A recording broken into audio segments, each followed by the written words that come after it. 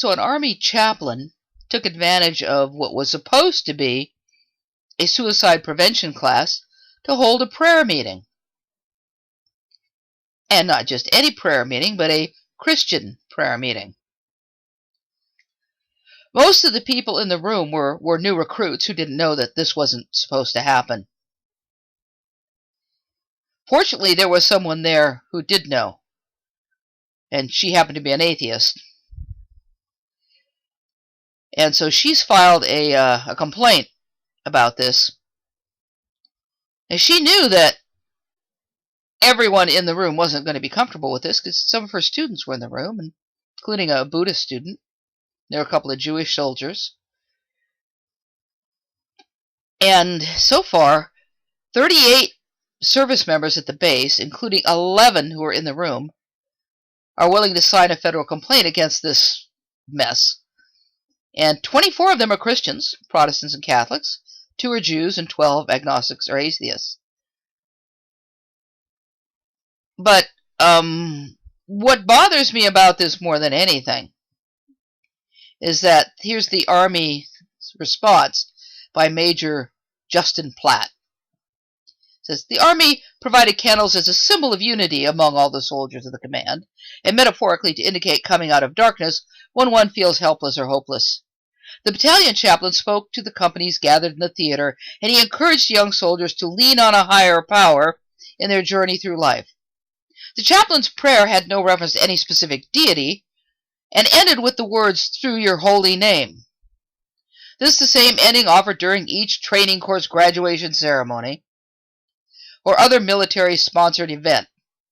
The Army is cognizant of our soldiers' religious freedoms and would never violate their free exercise of religion or choice not to profess a religious faith. Oh, how marvelous. First of all, he doesn't think this is very serious. Secondly, he says that this is the same ending offered during each training course graduation ceremony or other military-sponsored event. I think this needs to be looked into altogether, because that's just not acceptable. All theists don't agree on what God is, or gods. There are many people who are, well, technically atheists or agnostics, who still believe that there is something metaphysical out there, though it's not a god per se.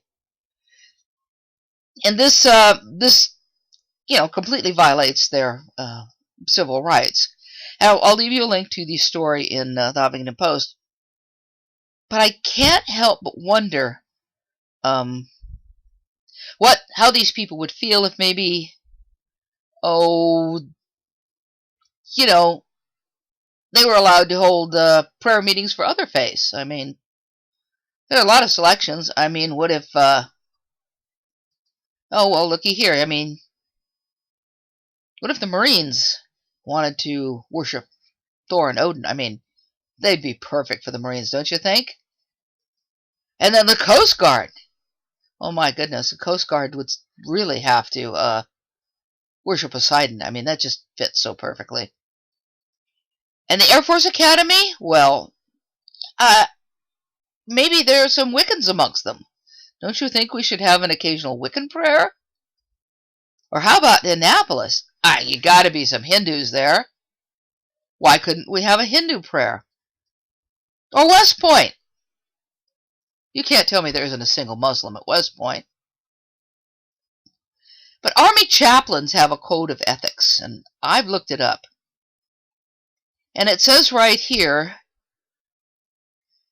that I will work collegially with chaplains of religious bodies other than my own, as together we seek to provide a full ministry as possible to our people. I will respect the beliefs and traditions of my colleagues and those to whom I minister. And it says at the very end, I supervise and exercise care not to require of them any service or practice that would be in violation of the faith practices of their particular religious body.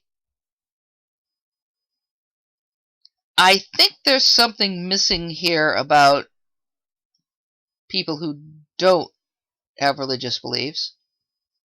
But nevertheless, even according to this, to have a specific Christian prayer violates their code of ethics. There have been, in the past, some chaplains who took a more liberal view of things.